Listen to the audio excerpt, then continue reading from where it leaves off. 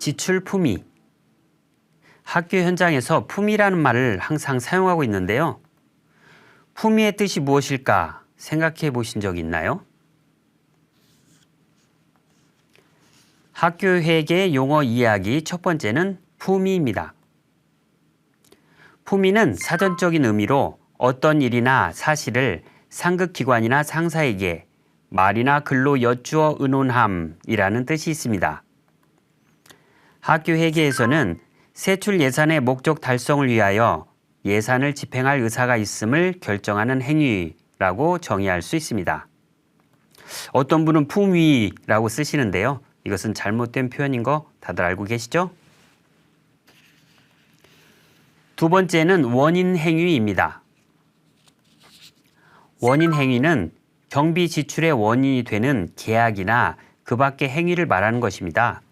학교에서는 인터넷 쇼핑몰에서 물품을 주문하는 행위, 전화로 업체에 어떠한 물품을 주문하는 행위, 계약서를 작성하는 행위, 신용카드로 결제를 하는 행위 같은 것들이 원인 행위라고 생각하시면 됩니다.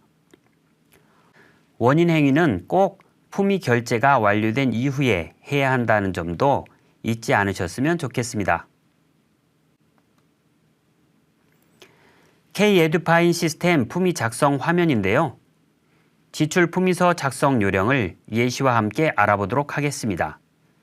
먼저 제목 작성 요령을 살펴볼까요? 첫 번째로 제목에는 불필요한 표현들은 사용하지 않습니다. 땡땡 중학교 학교 이름. 모두 우리 학교 예산인데 불필요하겠죠? 2024 학년도 역시 꼭 필요한 경우가 아니면 사용할 필요가 없습니다. 2023학년도 예산을 올해 예산에 반영하거나 2025학년도 사업을 올해 예산으로 집행하는 경우처럼 회계 연도를 명확하게 할 필요가 있을 때만 사용해 주시면 됩니다. 2024학년도 무슨 중학교 6월 급식 물품 구입 지출 요구 이렇게 제목이 길어지면 안 되겠죠? 예시처럼 6월 급식 물품 가금류 구입이라고 간단 명료하게 품위 제목을 작성해 주시면 됩니다. 두 번째로 똑같은 제목은 싫어요입니다. 모든 품위 제목을 2023학년도 한마음 축제 물품 구입이라고 하면 필요한 품위서를 찾으려 할 때 일일이 문서 제목을 클릭하고 들어가야 내용을 알 수 있어서 매우 번거롭게 됩니다. 자, 문서 등록대장을 보시면 제목이 다 똑같죠? 어떤 물품을 구입했는지 알 수가 없습니다. 물품 구입에 숫자를 붙이고 추가라고 기록해도 찾기 어려운 것은 마찬가지입니다. 그래서 찾기 쉽게 제목을 작성해야 합니다. 과학과 수업용 유성 매직의 5종 구입처럼 대표 물품명을 적어줍니다. 교육청에서 대가로에 제출, 참석 이런 걸 써주듯이 제목 앞에 품위 표시를 해주는 방법도 사용해 볼 수 있습니다. 예시처럼 한마음 축제 댄스 의상 5종 구입이라고 제목을 적었다면 문서 등록 대장에서 해당 품위를 찾기가 훨씬 수월했을 것입니다.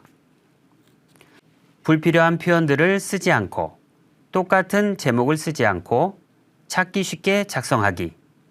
품위나 기한문 제목 작성 시에 꼭 참고하세요. 다음으로 품위 개요 작성 요령을 살펴보겠습니다. 계획서 결제에 의한 품위를 하거나 목적 사업비 교부에 의한 품위인 경우 관련 공문 대우와 날짜를 기록해 줍니다. 관련 사항이 없는 일반적인 품위 시에는 생략해도 됩니다. 개요만 보더라도 품위 내용을 쉽게 이해할 수 있도록 작성하고 품위 내용에 맞게 건명, 일시, 장소, 대상, 소요액, 내역 순으로 작성해 주거나 품명, 규격 및 수량, 소요액, 내역 순으로 작성해 줍니다. 기본적으로 붙임은 지출 품위서이고 이것은 생략할 수 있습니다. 그리고 계획서가 필요한 품위인 경우에는 계획서를 부침으로 첨부해 줍니다. 물품 구입권에 대한 품위 작성 예시입니다. 체육과 스포츠 클럽 셔틀콕 구입이라고 제목을 작성해 보았습니다. 관련에는 스포츠 클럽 관련 공문 대우를 기록하고 품명에 배드민턴 셔틀콕, 규격 및 수량은 깃털용으로 2,000개, 소액은 금 30만 원, 내역은 부침과 같음 이 순서로 작성했고요. 부침은 지출 품위서 한부 이렇게 작성하였습니다.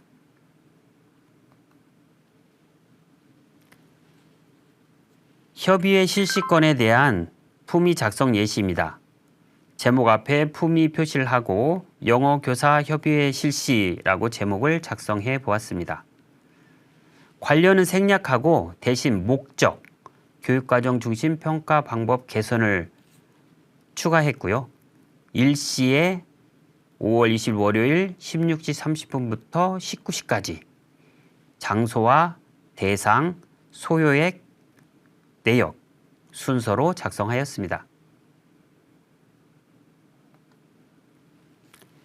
세 번째는 대회 참가권에 대한 품위 작성 예시입니다. 제목은 전주교육지원청 교육장배 넷볼리그 참가 경비. 넷볼리그 관련 공문을 기록해 주고요. 일시, 장소, 대상, 지도교사, 소요액, 내역의 학생 식비, 간식비, 교통비 순으로 작성하였습니다. 품위 내용의 이해를 돕기 위해 넷볼 참가 신청서를 부침으로 첨부하였습니다. 업무관리 시스템으로 지출 품위 시 유의할 사항을 알아보겠습니다. 품위를 작성하고 결제 요청 시에 결제 요청 화면 문서 정보란에 대국민 공개 여부가 있는데요. 기본적으로 비공개가 체크됩니다. 품위 단계에서는 비공개할 내용이 적기 때문에 대부분 부분 공개를 체크해 줍니다. 매월 원문 정보 공개 대상 문서에 공개 결과를 제출하는데요. 일정 비율 이상을 공개하기 때문에 교장선생님 결제 문서 중 비공개가 증가하면 문서 담당자가 하나하나 부분 공개로 수정하는 수고를 하고 있습니다. 품위 시에 부분 공개를 체크해 주시는 선생님들의 배려를 기대해 보겠습니다.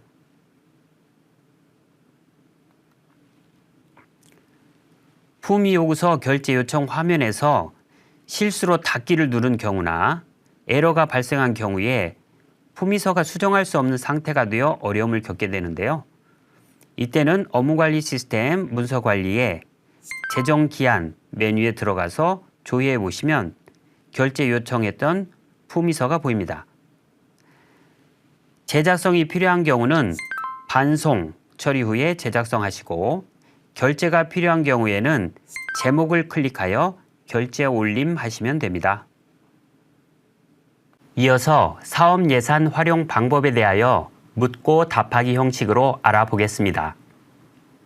첫 번째 질문은 품위를 하려고 하는데 예산 선택 화면에서 세부 사업 예산이 보이지 않아서 예산을 선택할 수 없어요 라는 질문인데요. 세부 사업 내역이 보이지 않는 것은 세부 항목에 대한 예산 담당자 권한을 받지 못한 경우입니다.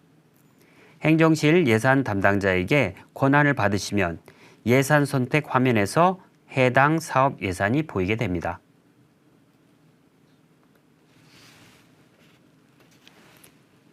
두 번째 질문은 한 가지 사업 품위에 서로 다른 두 가지 세부 사업의 예산이 필요한 경우 하나의 품위서에 함께 품위할 수 있나요? 라는 질문인데요. 물론 가능합니다. 품위 요구서 작성 시 예산 선택을 클릭하시고 이번 사업에 필요한 두 가지 예산을 모두 선택하신 후에 한 가지 예산씩 체크하시고 해당되는 품목 내역을 각각 작성하시면 됩니다. 예시를 보면서 설명을 드릴게요. 교육환경 개선 사업과 학교 시설 장비 유지 두 가지 예산을 선택하고 먼저 교육환경 개선 사업의 리모델링 공사용 데코 타일 품목을 작성하고 다음은 학교 시설 장비 유지 사업에 친환경 페인트, 타공판 등 품목 내역을 작성하신 후 결제 요청하시면 됩니다. 세 번째 질문은 품위 금액보다 적게 구입하는 경우에도 다시 품위를 해야 하나요? 라는 질문이네요. 아닙니다. 품위 금액 내 구입은 가능합니다. 오히려 품위 금액을 초과해서 구입할 수는 없고 초과 구입이 필요한 경우에는 다시 품위하거나 추가 품위를 해야 합니다.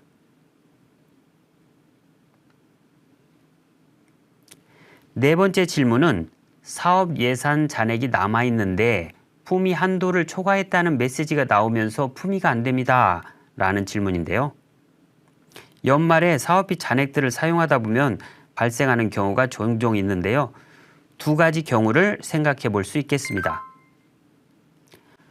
첫 번째는 잔액은 있으나 원가 통계 비목이 다른 잔액인 경우이고, 두 번째는 같은 사업을 사용하시는 다른 선생님이 본인 예산을 초과해서 사용하셔서 세부 사업 전체로는 잔액이 부족한 경우입니다. 예시를 통해서 좀 더 구체적으로 살펴보겠습니다.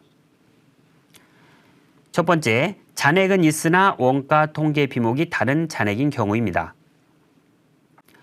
원가 통계 비목들 중에는 목별 통제를 받는 목들이 있는데요. 대표적으로 인건비, 학교 운영비, 업무 추진비, 비품 구입비가 해당됩니다.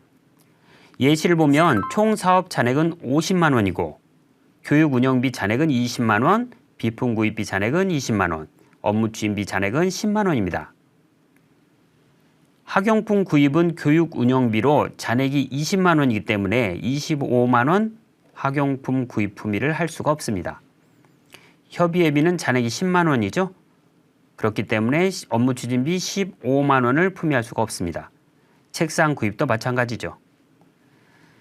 구분하기 쉽게 기록된 예시라서 쉽게 이해하실 수 있지만 실제로는 예산 집행 시에 더 복잡하기 때문에 원가 통계 비목에 따른 목별 통제의 기본 개념을 잘 이해하고 계셔야 예산 집행 시 어려움이 없습니다.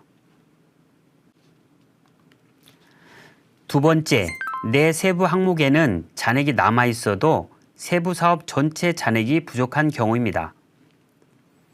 예시를 보면 내 세부 항목 잔액은 22만 원이지만 A 선생님이 본인 예산을 12만 원 초과해서 사용했기 때문에 실제 사용할 수 있는 사업 예산 잔액은 10만 원밖에 되지 않습니다. 예시와 같이 동일 세부 사업을 여러 명의 선생님이 사용하는 경우 집행 잔액을 초과하여 사용하는 사례가 가끔 발생하게 됩니다. 하지만 A 선생님이 금액을 초과하여 사용한 경우가 아니라 세부 사업을 잘못 지정해서 사용한 경우라면 해당 지출 내역을 지출 과목 경정 처리해서 원래 사업으로 옮겨주면 A 선생님의 잔액에 마이너스가 없어지게 돼서 총 사업 잔액이 늘어나게 되죠. 그러면 내 세부 항목 잔액을 모두 사용할 수 있게 됩니다. 마이너스가 발생한 이유에 따라서 해결 방법도 모두 다르니 서로 협의해서 해결하시면 되겠습니다. 오늘은 사업 예산 활용과 지출 품위 따라하기에 대해서 함께 이야기 나눠보았습니다. 선생님들이 학교 행정 업무와 친숙해지는데 도움이 되었으면 좋겠습니다. 다음 강의는 학교 카드 사용 어떻게 할까요? 입니다. 다음 강의도 함께 하시면 좋겠습니다. 감사합니다. 좋은 하루 보내세요.